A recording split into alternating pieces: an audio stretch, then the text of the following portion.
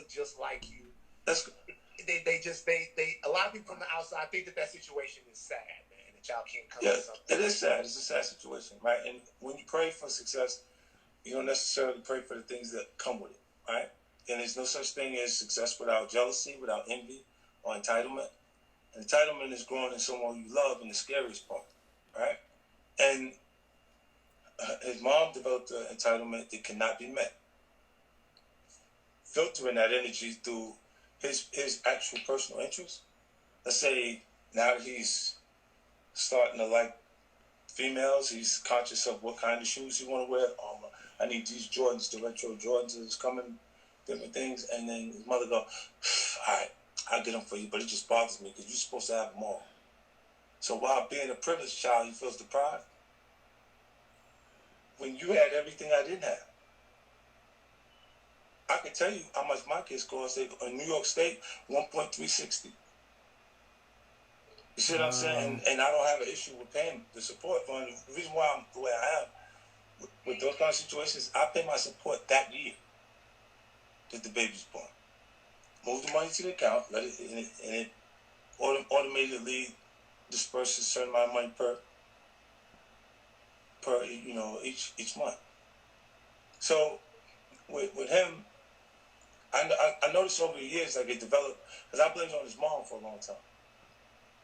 But it's not his mother, it's him. Like I'm going places where he was at, he left. You love your son? I used to.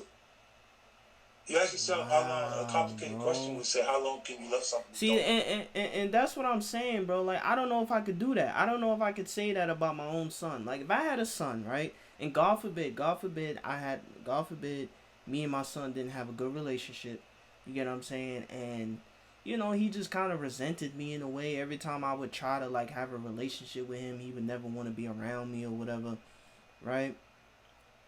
I don't know if I could just bring myself to say that about my own son. Like, no matter how he treats me or whatever, like, I don't know if I could just say that. You get what I'm saying? Because, you know, I don't mean to get too personal, but, you know, me personally, I never had a father. I never had a good relationship with my father. You get what I'm saying? Now, for good reason, of course. You get what I'm saying? You know, my situation is a little different from, you know, 50 and his son's situation is a little different. I don't want to get too into detail, but yeah, man, that's sad, bro. It's really sad. I love you back. You see, so in this experience, you look and you say, I didn't think success would cost me my firstborn, but it's the situation it is. Like my grandfather would say, if rattle like a snake, if it's slither like a snake, is it a snake or do you need to be bit? Right? And that's the Aiken, South Carolina, and this the country, she'll say. And what he keeps saying is every time you see the boy, you show up with somebody you got a problem with. What does that take? People will always try to make relationships on a common bond of disliking someone. Like, be friends with you because your enemy is my enemy. Yeah. And he sees himself that way. To the extent where he's actually taking pictures with Preem's son or doing different things that, and you go, well, I'm like, I don't even understand where your motivation comes from with these things, but. Can you excuse any of that because of how young he is? No, he's 23 years old, 24 years old. It's not a baby no more, it's a grown man. Yeah. See, that's what I'm saying, bro. Like, you can't, like, listen.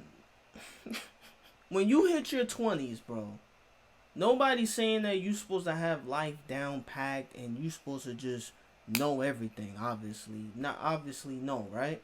But by the time you hit your 20s, you're supposed to already be moving in a adult manner. You get what I'm saying? You can't be 23, 25 years old still acting like a 15, 14-year-old kid, bro.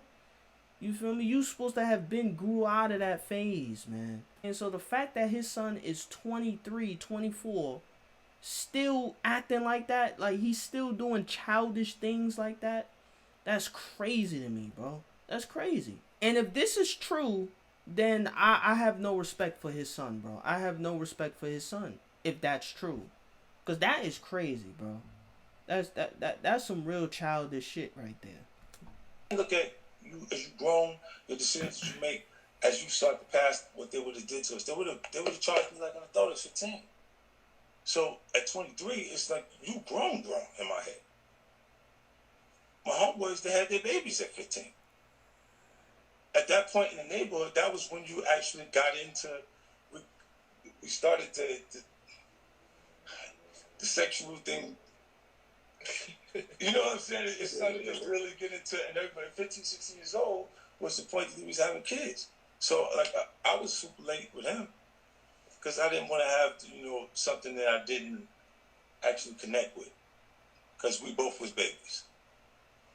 At that point, and then later, all these things don't turn out the way you want. Life just doesn't work like that. You know what I mean? And what would have to happen for you guys to have a relationship again? That's the last question I'll ask about.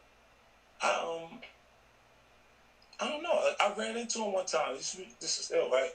Right after, it was 2 months before his support was finished, right? And at the time, he's standing at the desk talking to the jeweler, and he had a small diamond chain, 2 small diamond chains, trying to get a bigger diamond chain, right? Trading them, see how much you get that one. And I walked in, he goes, "Oh, you have somebody like watching me?" I said, "No." He said, "Oh, so coincidence?" He said, "Yeah, coincidence." Then he turned back to the jeweler, he goes back to talking to the jeweler, and he's like, nah, I can't do that. Now I'm like, because of how much the jeweler's asking him for. So he can't do it. Oof. Negotiating, putting 2 small diamond chains back to get a bigger diamond chain with the money I'm mailing him. His mother never had a job. She didn't do nothing. I would have questioned whether I was wrong if she did something after the fact. She genuinely did not want to do nothing. This girl looked in my face and told me, she was like, "You what, Mike Tyson's house?" I said, "Yeah." She said, "So why you ain't tell me this?" I said, "Because you ain't moving there." I would have had to leave them in Mike Tyson's house. Like Mike left. It's the old lady in them there when I got it. You see what I'm saying? So, because they would have said he's accustomed to this lifestyle and this is what he would have. It would have changed the whole scenario. So, when I said, "Nah, you got to go. You gonna get a place over here." I gave her the same money that I gave my grandmother to buy my grandmother's house, for her to pick out a house and buy her house. And you go there until you figure out what you want to do. You don't want to do nothing. You're not coming with me stand like that. She was like, "You did it already. Don't nobody work without have to work. You already did it." Feeling like the records you already sold. If I was thinking like that, that's who I was.